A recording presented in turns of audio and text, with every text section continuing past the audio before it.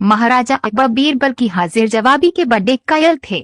उनकी इस बात से दरबार के अन्य मंत्री मन ही मन बहुत जलते थे। उनमें से एक मंत्री, जो महामंत्री का पद पाने का लोभी था, ने मन ही मन एक योजना बनाई।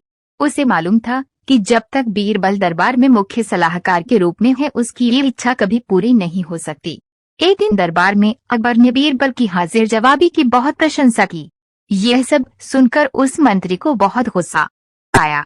उसने महाराज से कहा कि यदि बीरबल मेरे 3 सवालों का उत्तर सही सही दे देता है तो मैं उसकी बुद्धिमत्ता को स्वीकार कर लूंगा, और यदि नहीं तो इससे यह सिद्ध होता है कि वे महाराज का चापलूस है। अकबर को मालूम था कि बीरबल उसके सवालों का जवाब जरूर दे देगा, इसलिए उन्होंने उस मंत्री की बात स्वीकार कर ली।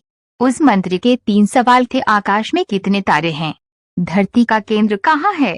सारे संसार में कितने स्त्री और कितने पुरुष हैं? अकबर ने फौरन बीरबल से इन सवालों के जवाब देने के लिए कहा और शर्त रखी कि यदि वह इनका उत्तर नहीं जानता है तो मुख्य सलाहकार का पद छोड़ने के लिए तैयार रहे।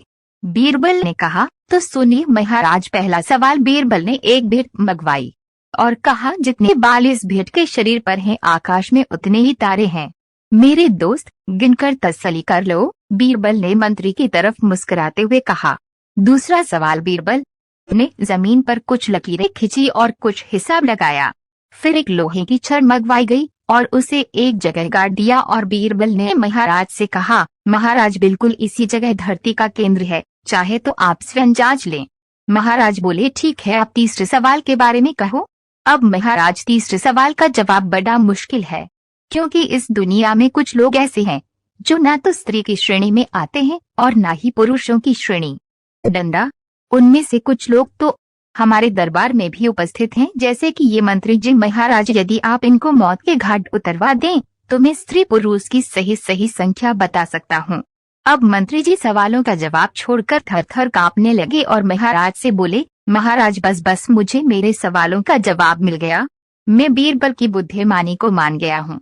महाराज हमेशा की तरह बीरबल की तरफ पीठ करके हंसने लगे और इसी बीच वह मंत्री दरबार से खिसक लिया।